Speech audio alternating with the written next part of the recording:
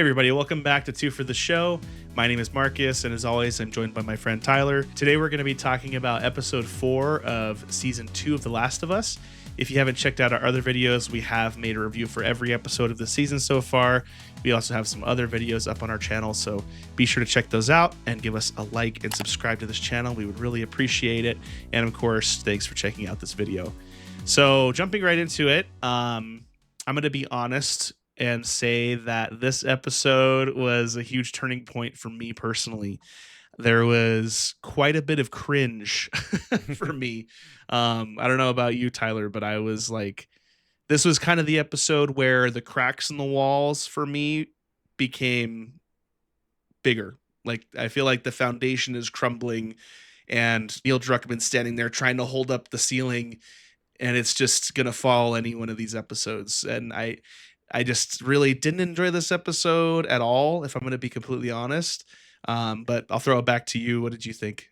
I definitely liked parts of it for sure. I think, and just to forewarn, we're doing spoilers for both the show and the game on this one. Yeah. There was parts I liked. Like I really liked the intro scene with Jeffrey Wright, where he's kind of showing his transition from working as a part of Fedra into kind of joining the WLF in like its early stages. I really liked the kind of torture scene that they did with Jeffrey Wright, where he was kind of torturing the Seraphite. But I definitely know what you're talking about when it comes to like the cringier things, like some of like the kind of musical-esque scene that was in the game, but definitely felt different here. It just, for me, it starts right out the gate with Josh Peck, our boy. I don't know what it is about him. I just don't like him. Yeah. I never have. And it was just cringy. Like, it was supposed to be funny. It wasn't funny. He was telling the story that just didn't really, like, it wasn't interesting. It didn't make any sense. And then, for anybody that's watching this, I know you're probably going to be sharpening your pitchforks and lighting your torches, but I personally don't think Jeffrey Wright's a great actor. I don't like him. I think that he's kind of corny. And for like anytime I see him in anything, all I see is how he played Gordon in Batman, the most recent Batman movie. And he just, for me, he tries to play like the tough guy, and I can see right through it. And I'm like, okay, this guy's cheesy. But that's just my opinion. And so for me, the cringe started right away. I'm like, oh, great, Josh Peck. And then Jeffrey Wright. And I'm like, oh, God. Yeah, I completely disagree with you on that one. I love Jeffrey Wright. I definitely agree with you and his take on Gordon and Batman, but I really liked him as Bernard and Westworld, and most of the things I've seen him in, I've enjoyed him. So getting to see this side of him where he's like the darkest kind of thing is kind of cool. And so for me personally, I like it. That definitely, like, it just started from the beginning, and for me, it didn't improve. It didn't ever stick a landing the entire episode. We go into Ellie and Dina again, and we get to see them kind of foraging as you do in the video game. So there's little Easter eggs in there that they're trying to like make callbacks to the video game. So those are kind of cool when they're there. I feel like they're very few and far between this season. There was a lot of that in the first season. This season's very much, focused on the story. I feel like Ellie and Dina's relationship, for me at least, feels very forced in this episode. It doesn't feel natural, if I'm going to be honest. I think that, for whatever reason, the way that Bella Ramsey is playing Ellie, she doesn't have the aura, the confidence. I feel like she's holding back. And I don't know if that's just me. What do you think? I think she's doing a good job, but I think it's more of the writing that's an issue for me, because it's definitely a lot lighter than it was in the game. And so kind of going off of, and especially kind of like we've done with this whole series, is kind of anticipating what's coming next from the games and stuff, because we're really close to like the first big scene for Ellie, and it's so much happier than it was in the game. Like, yep. Yeah, the tone is completely different. Yeah. For sure.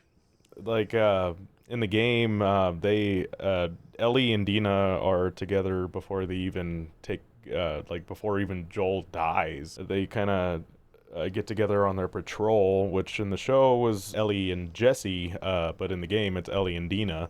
And so they were already kind of together, and then when Ellie finds out about her pregnancy, it's kind of a dark thing. Like Ellie's angry about it, and like she kind of leaves her there alone to go out and do what's coming up next, kind of thing.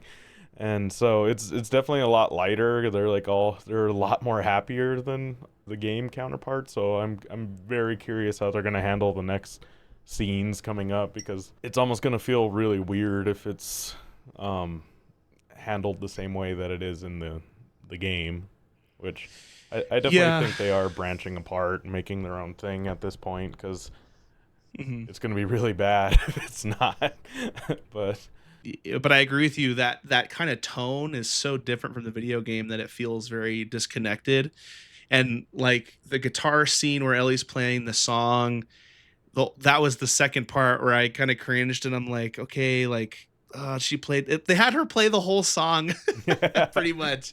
I was like, they couldn't cut this down. She had to play the whole song. And Dina's sitting there watching her, and she like tears up, and I'm like, okay, I could play a song for my wife and she would not cry. Like they've known each other for what, like, or they've been together for how long. So just it feels very forced. And I like you were saying, the tone is very happy, which is weird. It feels different. And the whole pregnancy thing, I actually liked Ellie's reaction in the video game better than in this show. That whole scene for me in this show was so weird. I just like the Ellie's lines made me dislike her even more, where she's like, you mean me, you and Jesse, we're having a baby? I'm like, no, actually Jesse and Dina are having a baby. Oh my god, dude, that line is gotta be one of the worst lines of any TV show I've seen in a long time. So what were they thinking? It's so early. Like her It's reaction so to early. it, her reaction to it in the game, where she's like kind of mad about it, made a lot more sense, kind of thing. Any person would be mad if your partner is with you on this life or death journey and you almost died, and then they tell you that they're pregnant with somebody else's baby. Like, I mean, come on. Like, there's no way that anybody would just be cool with that. And then, yeah, that whole Ellie's reaction, just very unnatural, very cheeky, I guess. But I feel like we're getting ahead of ourselves. Going back to the scene before that, where they're in the big, I guess, was it like a broadcast station where they see the destruction that the Scar left behind with the WLF hanging from the ceiling or whatever? I might be confused on that, but I'm pretty sure that was like kind of like the WLF fortress that they were going to. That scene in the video game I remember pretty clearly, and they did a really good job of like kind of portraying it in the show. The set pieces in this show are absolutely beautiful. Like even the cringy stuff where Ellie's playing the guitar, like the set and the props and everything, they're really cool to look at. But yeah, we get to see the WLF coming into to that area. You get kind of like a glimpse of what it looks like when Ellie and Dina fight the WLF, and I was not impressed. I don't know about you, Tyler. It's kind of like the first season for me, Joel. It's definitely a lot more laid back than it is in the game. Yeah, for sure. I mean, I think Ellie just kills, well, they both kill one of them. Yeah. Ellie just kind of stabs the one guy in the neck. I was happy to see the pocket knife come out, though, because that's pretty very much a part of Ellie's character, is that like switchblade that she has. Yeah, I felt like that part, and then the part that follows where they're in the subway, very rushed. Like for the stuff that was long, they could have cut it down so much and focused more on the cooler stuff that was happening. Like Ellie singing that whole song, the whole scene with Dina coming out as pregnant. They could have shortened all of that and focused more on the subway scene, which is such a cool part of the game. You can do all kinds of different stuff in that. You can like lure out the infected to attack the WLF. Like it's a really cool scene in the video game, and it was so rushed. And the infected again are kind of taking a back seat in this season, which kind of sucks. I felt like the subway scene was cool. Like I don't think it was rushed per se. Maybe like the transition to get there. If anything, I feel like they should have given more scene to the end with the conversation between Ellie and Dina. But I thought the subway scene was pretty cool. Seeing like them like uh coming around the train and like breaking through the windows and Ellie shooting them as Dina like tries to get the escape hatch open. I thought that was pretty cool. Yeah, I guess maybe I just really want to see more infected because, as I think I said in a previous episode, that they're like the best part of this whole show for me. Like, they really get the infected right in this show, and I just want to see more action with that. And if they could have at least shown like some infected taking down the WLF, like some cool scenes, fight scenes, or something like that, I feel like it could have bulked it up a little bit more, maybe. But that's just a personal complaint. Yeah, and then Ellie gets bitten, so Dina thinks that she's going to turn, and that's where we get back to, I guess, for me at least, one of the worst parts of this episode that we were talking about earlier. But yeah, it's definitely, like you were saying, taking a completely different direction than the video game. And I'm not sure that it's paying off for most people. It's definitely not paying off for me. And another thing that I was thinking about was a couple episodes ago, I had made a prediction about them sticking to Ellie's story for this whole season. And kind of seems like that might be what they're doing because we haven't even seen Abby since episode 2. There's still time to change it, and it's only like halfway through the season. But yeah, so far, definitely. Yeah, and I actually looked it up, and this season only has 7 episodes. So we only have 3 left. Oh, wow. Okay. Yeah, so I'm like, wow, that's a lot of story to pack in there, and also like we just haven't even seen Abby's anything really yet. So maybe that'll change next episode. Who knows? Next episode could be an entire Abby episode. We'll just have to see. But I have a strong feeling that I might have been right, and we're just gonna stay with Ellie this whole time.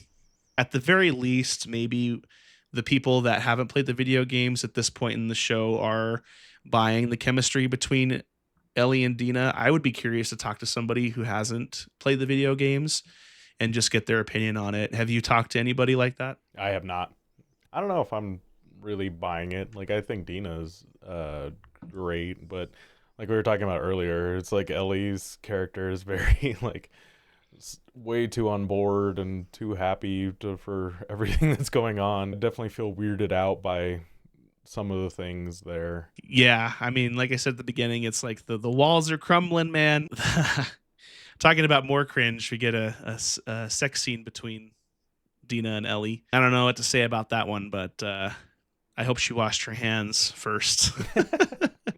Although they look remarkably clean, though. Yeah. Dina looks pretty, man. She's got her hair nice and curled. I don't know what her skincare routine is, but they've probably been traveling for a couple of weeks by now, and she looks squeaky clean. So who knows? And then just the final scene is them hearing that another WLF center is being attacked, and they kind of go up on the roof to scout it out and kind of decide to go out and go together to finish the job, even though all truths have been unveiled, and they're still going for it, even though they're not very suicidal or broken or angry. Yeah.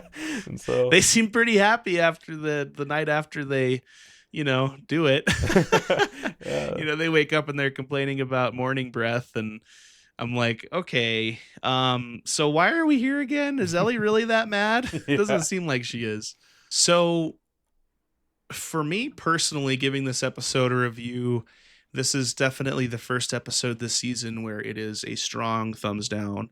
I did not like this episode. I think that everything is falling apart. I do not buy Ellie and Dina's relationship. I don't buy Ellie as a character at this point. I don't like Jeffrey Wright. I don't like the fact that they're still kind of putting the infected in the back seat. There's not enough fighting them. They feel like they're not really even a threat in my opinion. Like the city feels kind of empty, for lack of a better word. Um, so I'm still going to continue to watch because I'm really curious to see how they wrap this season up. If they decide to keep it all Ellie's story or switch over to Abby, maybe sprinkle in some Abby. I don't know, but I will admit to you that I had some fun watching this episode at the very least, despite the amount of cringe that I felt watching some of these scenes. It's like a car wreck at this point. Like I feel like I can't look away, and I feel for Bella Ramsey. Obviously, I don't think that she deserves a lot of the hate that she's getting. She's trying her very best, but like you said, the writing has just been kind of falling apart the past couple episodes. So For me, there's definitely a lot about this episode that I don't like, but there was a few glimpses that I did like. So I can't give it a thumbs up, but I also don't feel like I can give it a thumbs down. So I guess a thumbs in the middle type thing, or middle halfway. dumb. And so, which is funny that I was hoping some of the stuff with Jeffrey Wright might bring you around, Marcus, but like I did really like Jeffrey Wright's scenes in this, and watching him blow up Josh Peck is always a plus in my book. And so, like the torture scene where the Seraphite, like kind of like the whole back and forth between Jeffrey Wright's Isaac and that Seraphite who he's torturing. I really like that scene, and I really like the subway scene. It's just like everything else that I just couldn't do it kind of thing.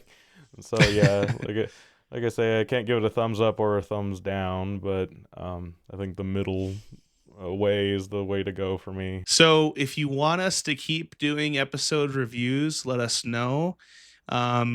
Depending on how the rest of the season goes, we may or may not. I feel like it could go either way. Either it's going to improve or it's just going to keep getting worse. And either way, it's fun to talk about. So, as long as it's still fun, I feel like we could still making these videos, or we may decide to focus on other content that's coming out. I know that we're definitely planning to see Final Destination. And there's also the, I forget their last names, but they're the YouTubers that came out with Talk to Me a couple of years ago. Their movie's coming out at the end of this month. So we'll definitely be seeing that. But thanks for checking us out. Again, we really appreciate it. Subscribe to the channel, give us a like, and we'll see you on the next one. Bye. Bye.